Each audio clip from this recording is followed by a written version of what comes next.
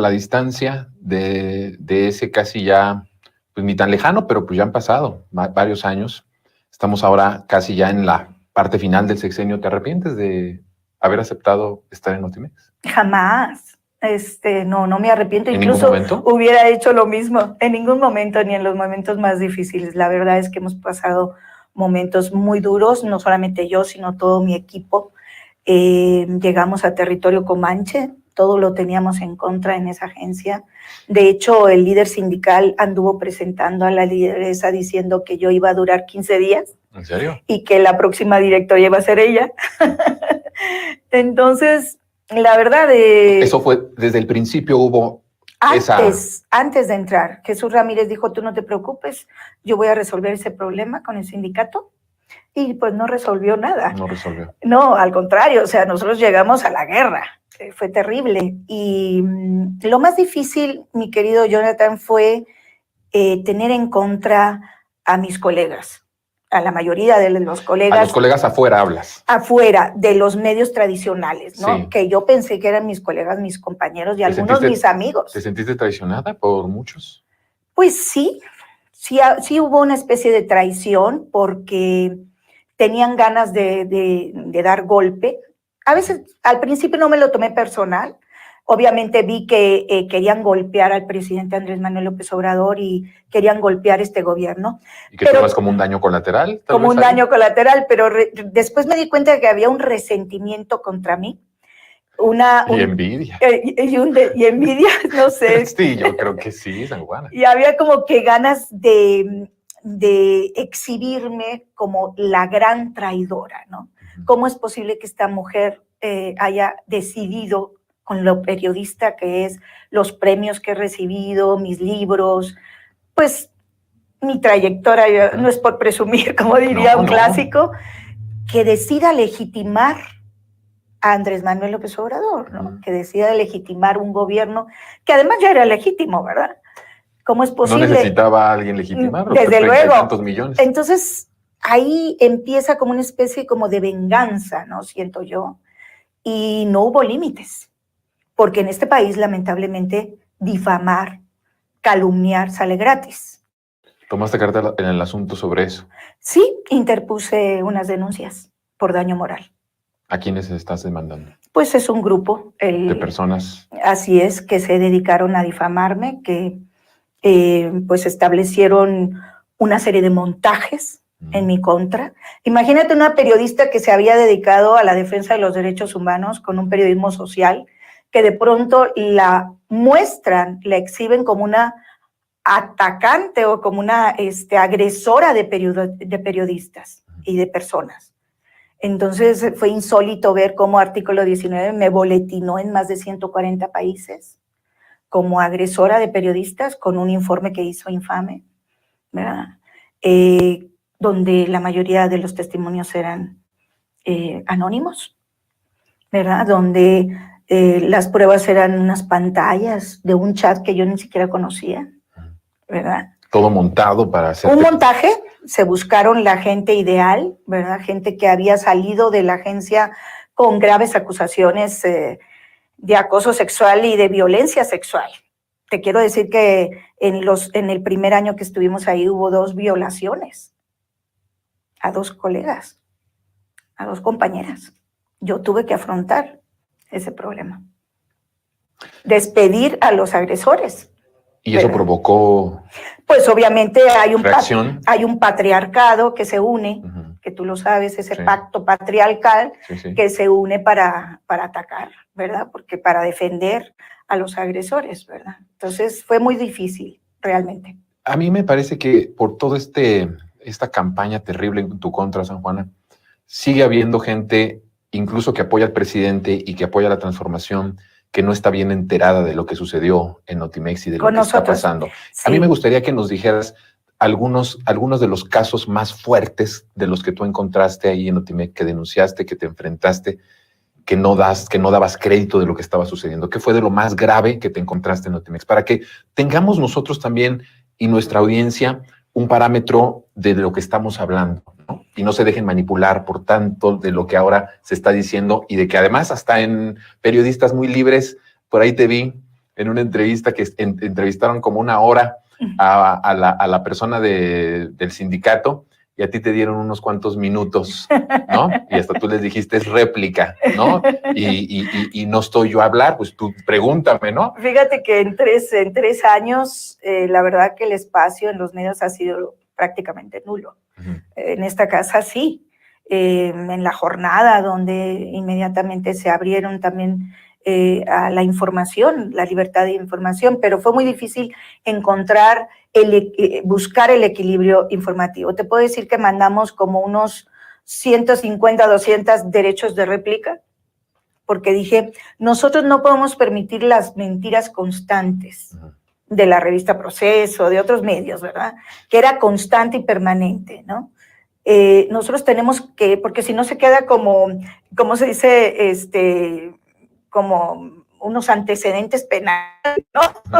sin tener el juicio, te condenan, te castigan y dicen... Y si guardas silencio, además es como que asumieras que es verdad. Exacto. Entonces dijimos, vamos a mandar, yo les dije a mi equipo, a mi gente, vamos a mandar derechos de réplicas, todos los que sean necesarios. Vamos a defender la verdad.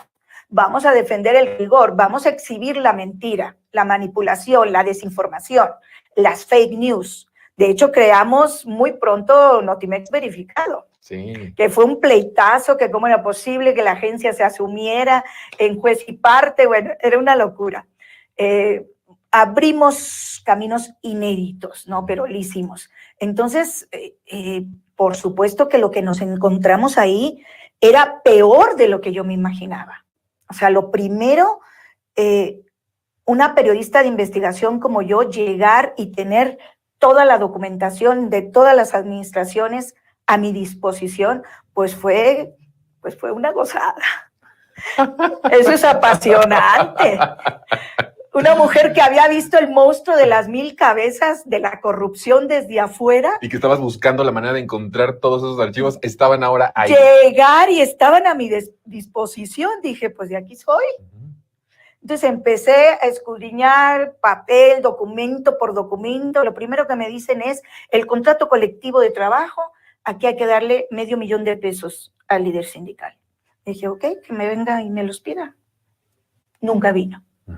Al contrario, el señor presentó su renuncia cuando supo que había una orden de aprehensión, porque muy pronto interpusimos una denuncia contra él, porque muy pronto encontré los documentos. Y luego se servían con la cuchara grande, se iban en primera clase, recorrieron el mundo. Directivos. Él y Alejandro Ramos en su momento, porque era el director, mi antecesor, pero los otros directores iguales. Director que llegaba, director que se sometía a la autoridad sindical, que decidía la línea editorial, que decidía las coberturas y las cobraba por debajo del agua, que decidía las contrataciones, el sindicato, que decidía los despidos, el sindicato decidía las vacaciones, el sindicato vendía las plazas. Entonces dijimos, ¿pero qué vamos a hacer? ¿Cómo vamos a hacer periodismo aquí? Qué asqueroso. Vamos a empezar a interponer denuncias y quejas ante la Secretaría de la Función Pública por actos de corrupción. Bastantitos. Entonces empezamos. Fue terrible ver, yo como corresponsal, tú sabes que yo fui corresponsal 20 años en Europa, en Madrid, en Londres, en Roma. Yo sabía cómo funcionaban las corresponsalías. Cuando yo llego ya no hay corresponsales.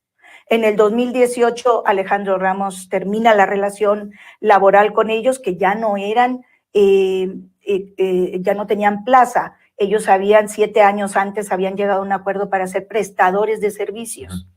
Entonces empecé a ver las corresponsalías, gastos sin comprobar por $70,000. $70,000. Una notita de servicio fotográfico por 4,500 euros.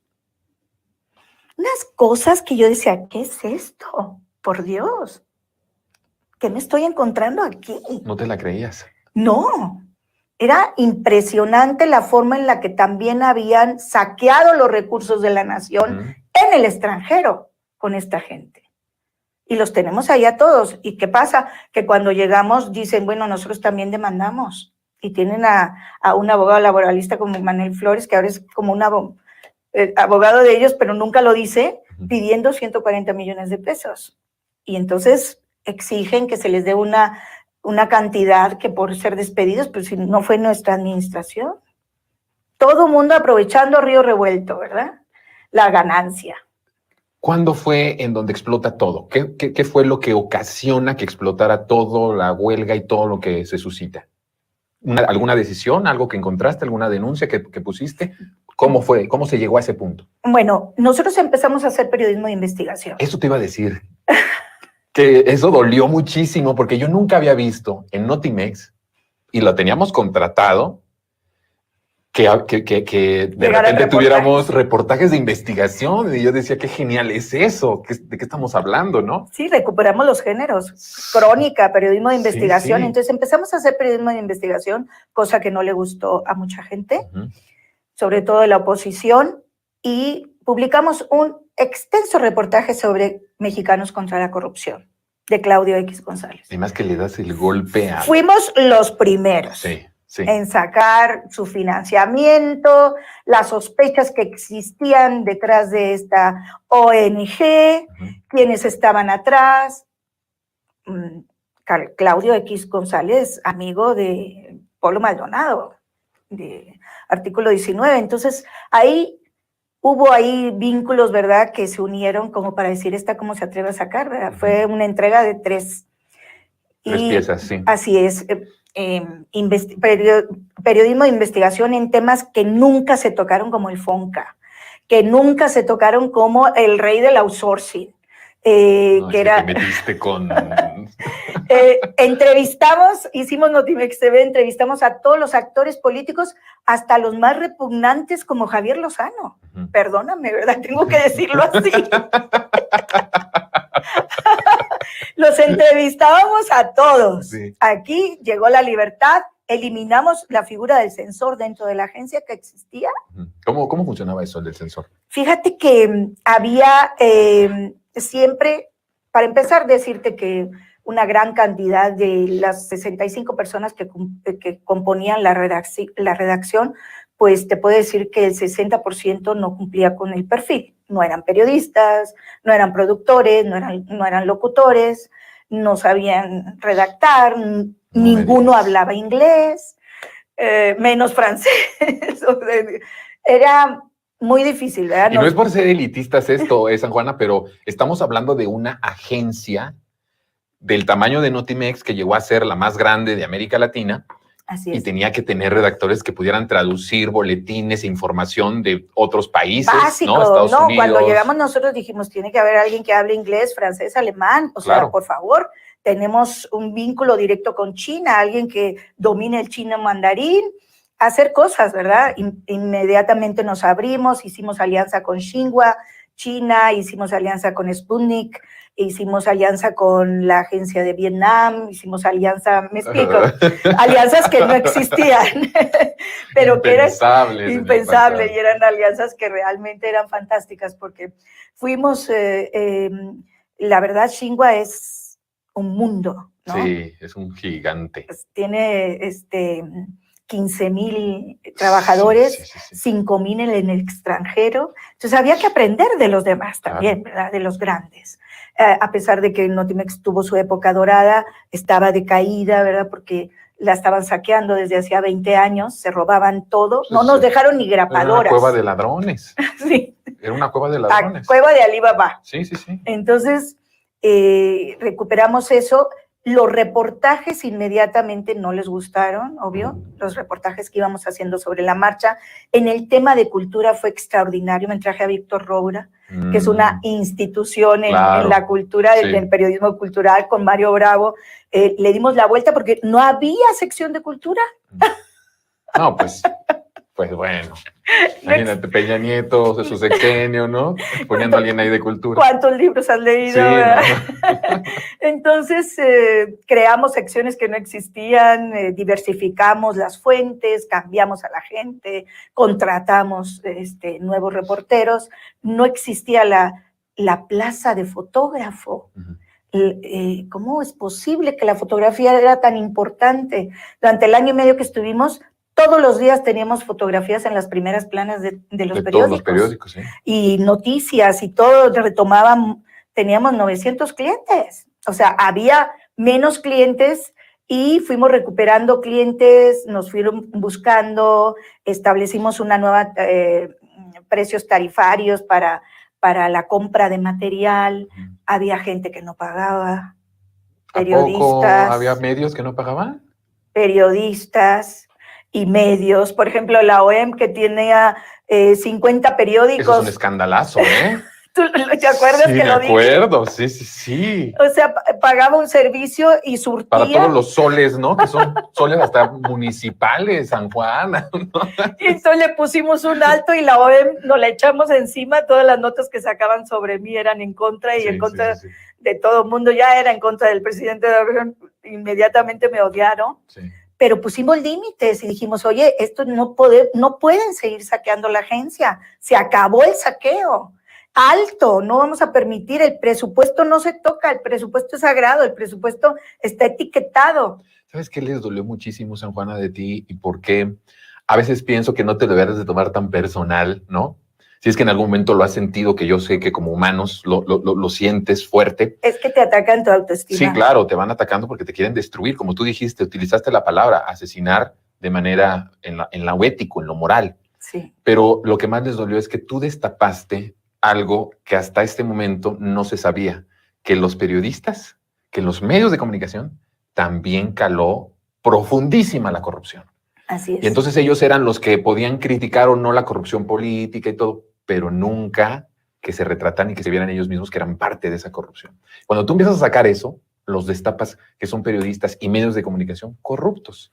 Y se hicieron enemigos, o sea, y empezaron a tener... Inmediatamente, y luego dijeron, oiga, vamos a parar esto porque va a llegar a la administración de fulanito, va a sacarlo del sutanito, y entonces no cerraron la agencia.